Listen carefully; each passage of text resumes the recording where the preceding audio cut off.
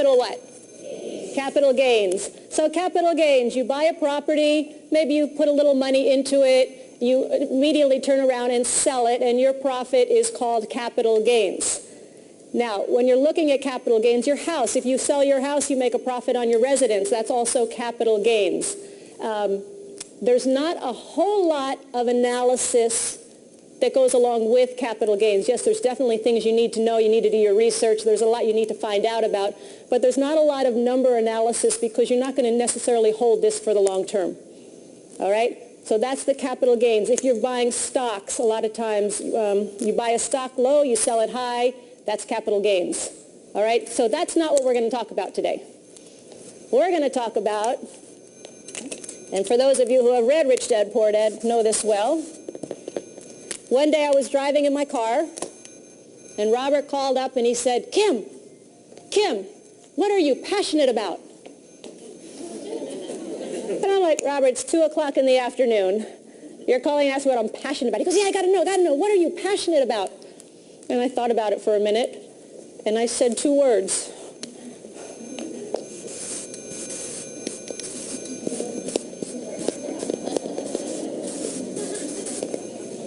I said, cash flow. He said, yes, I knew it. And I am. I'm very passionate about cash flow because it's freedom. And what cash flow is, basically, if you're buying a property, you get your rent. Maybe it's a single family. Maybe it's an apartment building. You collect your rent. You pay all your expenses. You pay your loan or your mortgage. And at the end of the month, you have a cash flow. Might be positive, could be negative. Do we want negative cash flow properties? No, we're looking for positive cash flow properties. We're looking for properties that every month you will be getting a positive cash flow, and again, ultimately leads to your freedom because then you no longer have to work because your money is working for you. So today we're going to be talking about cash flow properties.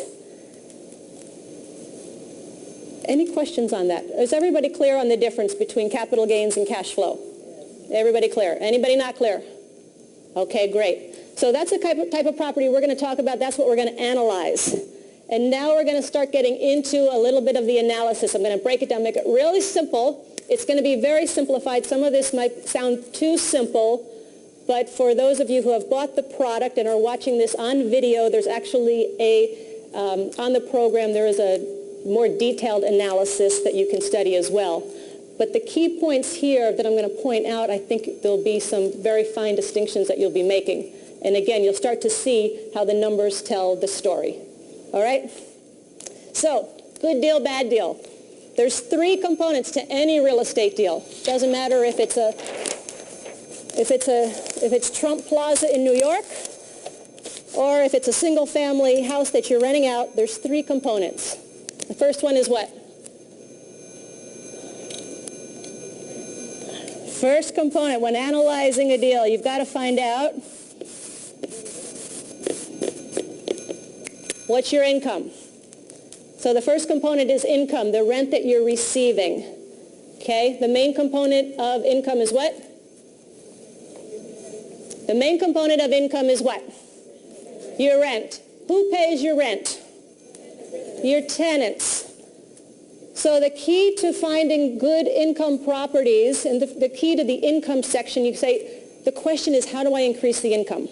Right? How do I increase the income of this property? So if the key component is rent, if your tenants pay your rent, the key to the income section is knowing how to find and keep great tenants. Correct?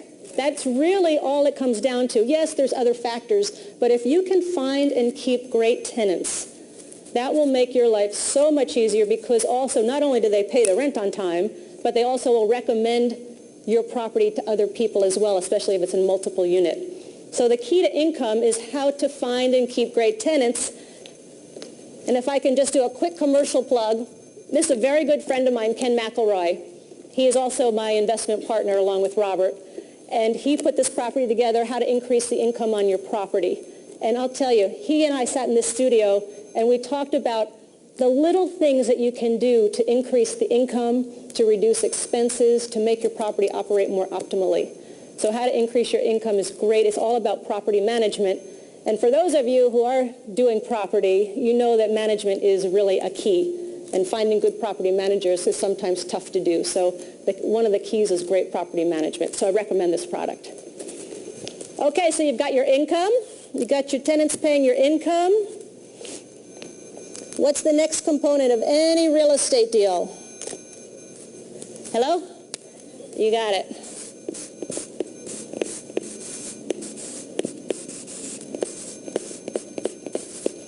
Expenses. And I used to think the question to ask is, how can I reduce expenses? Well, anybody with half a brain can cut expenses. But a lot of times what happens is they cut expenses on a property and they also cut the value of their property. You know, maybe we just won't pave the driveway. Maybe we won't paint. Maybe we'll cut down on the landscape, and all of a sudden the property doesn't look so good and people don't want to come to the property. They don't want to live at the property. So it's not how do I cut expenses. The question is, how do I spend money most effectively to increase the value of my property? Got it? I'll give you an example. We have a property and we wanted to put a lot of trees in. It was a little bit stark, and in Phoenix it can look very dry if there's not a lot of green and foliage. So we wanted to put a lot of trees in, and our property manager says, no, that'll increase your water supply, that'll increase your water bill. Your water bill's going to go through the roof. I'm like, let's give it a shot. So we planted all these trees.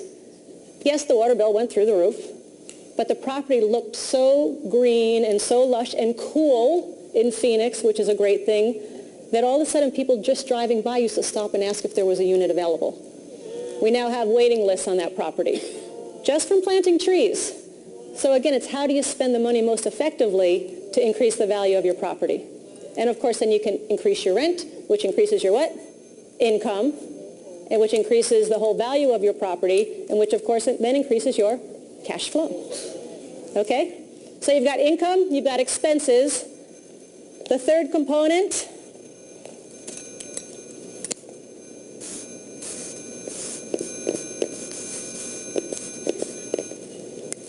is your debt or your financing. And the very simple question is, how can I arrange for the best financing terms for my property? Now, lately with the interest rates so low, we had a lot of people who were refinancing their homes, or a lot of people moving out of apartments to buy their homes because the interest was so cheap. Made a big change, and now those interest rates are starting to rise again, so we're going to see a shift. But the whole key is, how do I get the best financing? There's all sorts of ways to finance a property. And a lot of people who say, I don't have good credit, or I don't think I can qualify for a loan, again, not a good excuse. It won't cut with me. It won't cut with me. When I first started investing, it wasn't until about 6 years that I actually went to a traditional bank for a loan. I did seller financing. I did all kinds of creative financing. They had what was called assumable loans, which we still have today. Just have to ask if it's available, where you just assume the loan on the property. There's all sorts of ways to finance a property. And here's one little key. Often somebody will find a property and they'll go to a bank and they'll say, here's my numbers, I'd like a loan.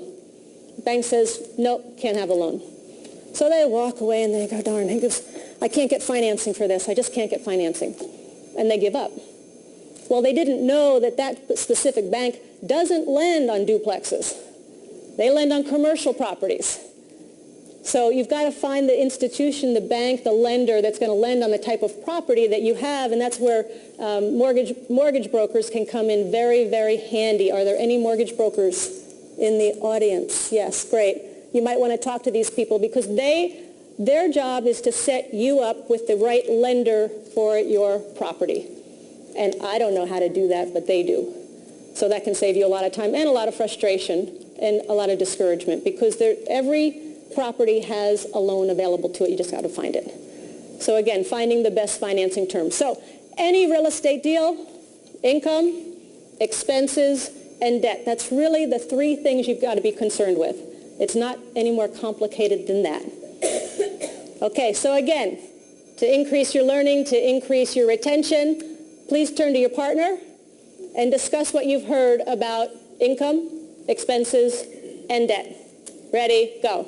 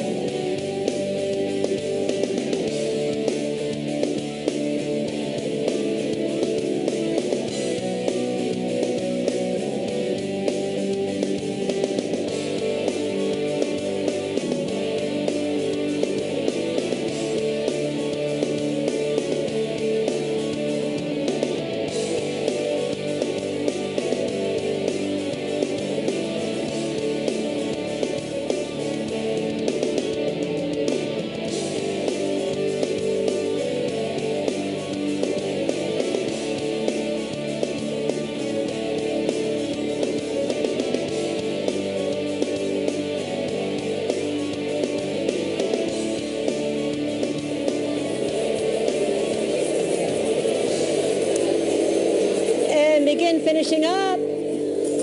And stop and thank your partner. And if you're at home, thank yourself. Okay, so in just a minute, we're actually going to get into the analysis of how you look at the numbers and what the numbers are telling you. And one of the first questions that comes up often is, how do I get the numbers on a property? Where do I find the numbers to look at? Do I have to put them together myself? Are they available somewhere? If you're using a real estate broker, often they should provide you with the numbers. If it's a very small property like a single-family house or a duplex, sometimes you might have to work a little harder to get the actual numbers. Usually the seller, the owner, will provide those for you. If it's a larger property, if it's a threeplex, fourplex, the broker's job is to provide you with the information, provide you with the numbers so that you can determine if it's a property you want to pursue or not. So there is a sheet called a pro forma. And here's the trick on pro formas. Are there any real estate brokers in this audience? Okay, don't take this personally. Real estate brokers occasionally do tend to lie about numbers. Okay? Just want to be upfront with you about that. On a pro forma, they give you the income, expenses, debt on a property. Are they the actual numbers of a property? Not necessarily. Often they are projected, like this is your best case scenario. So it's always important that you get the actual numbers. And once you have tied up the property, once you have an agreement to purchase the property, you have a time period to do what's called due diligence, which is to do your research, to check out the property, to check out the numbers. And it's during that period where you get the actual numbers from the seller, either from the seller themselves or from the broker. But again, be careful on the pro formas. That's just a guideline to see if you're interested, and then you take the next step to go forward. Does that make sense? Okay.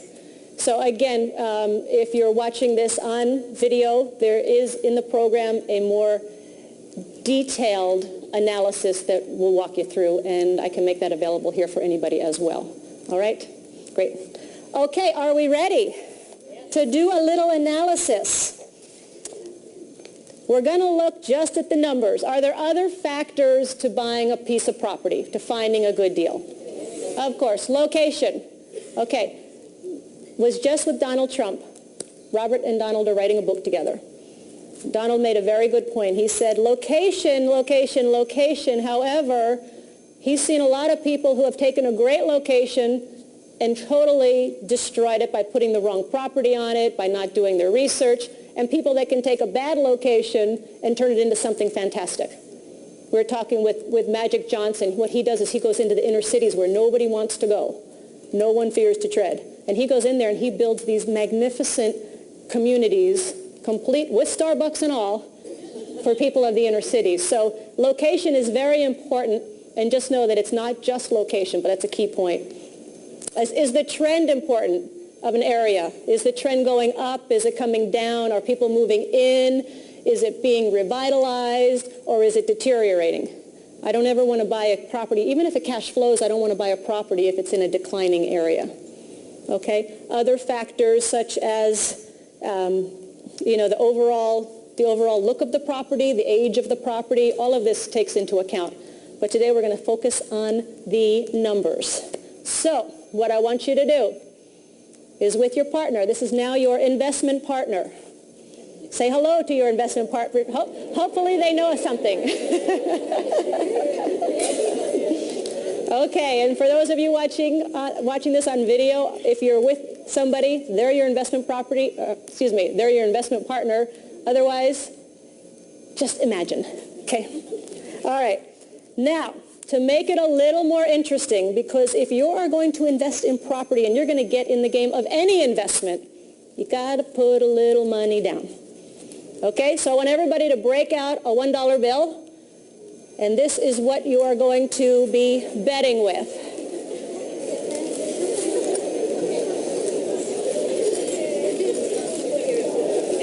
And if you're saying, I don't want to put up $1, I don't want to risk $1, this is not the game for you. You've got to get in the game.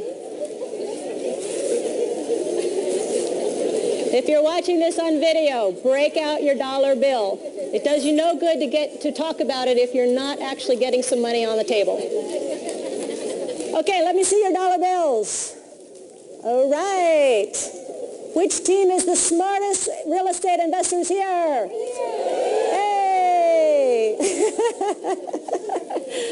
Okay, let's make it a little more interesting. The team next to you, this is who you're betting against. So say hello to your team.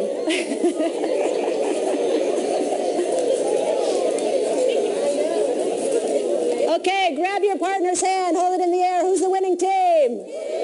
All right. Okay, great. What we're going to do is I'm going to show you two properties. One's a 10-unit apartment building, one's a 12-unit apartment building. We're going to break it down into income, expenses, and financing. Okay, and based on the numbers I show you, you are going to determine which property it is you would want to pursue further. All right? So we're going to find out who the smart investors are. Okay, so what's the first component of any real estate deal? Income. All right, put up the first analysis for income. Okay, property number one, property number two. Take a couple minutes with your partner, determine just based on those numbers alone which property you would want to pursue. Ready, go.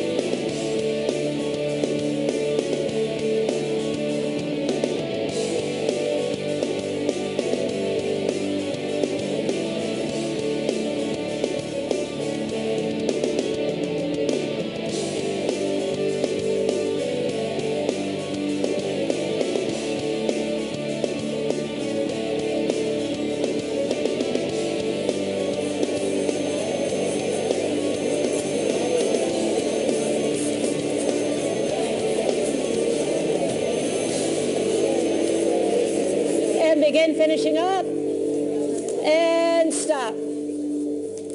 Okay, let me see those dollar bills again. Who's the winning team? Okay, which team thought property number one was the property they want to pursue? Show of hands. Okay, good.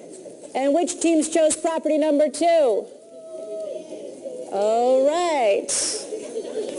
Pretty even split.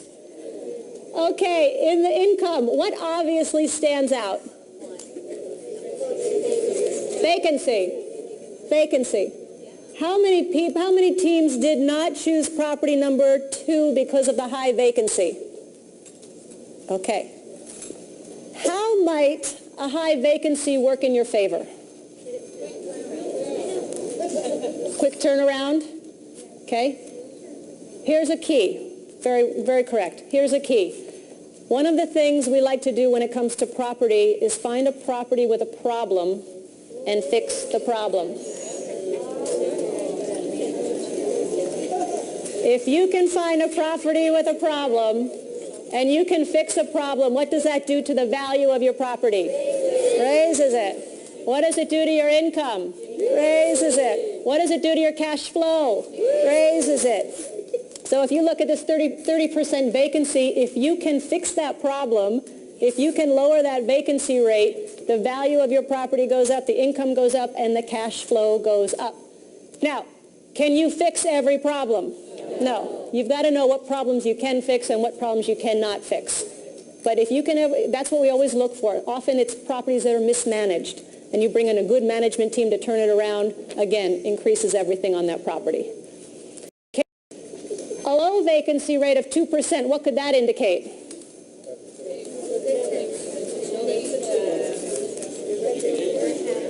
You could increase your rent. Your rents might be too low. So maybe there's an opportunity there to raise your rents to be more competitive, which of course increases your income, increases your cash flow. So again, these are the questions that come up as you're looking at these numbers, and then your job is to find out what the fact is behind the question. Okay, another reason I like to focus on vacancy, because your greatest expense in investment real estate is a thing called turnover. Think about it. If somebody moves out of your building, what have you got to do? Carpet cleaning, clean the apartment, paint, market it, advertise it. All of these add to the expense of your property. So it goes back again to the key under income is to find and keep great tenants, because they're going to stay, they're going to recommend the property to other people. Which brings to another point, there's a little item there called late fees. What do late fees indicate? Not great tenants. They're paying late. So not only do you have a 30% vacancy on property number 2, but you've got tenants that are not great. So obviously this property may not be managed quite so well. That could be a negative, that could be a plus. Okay.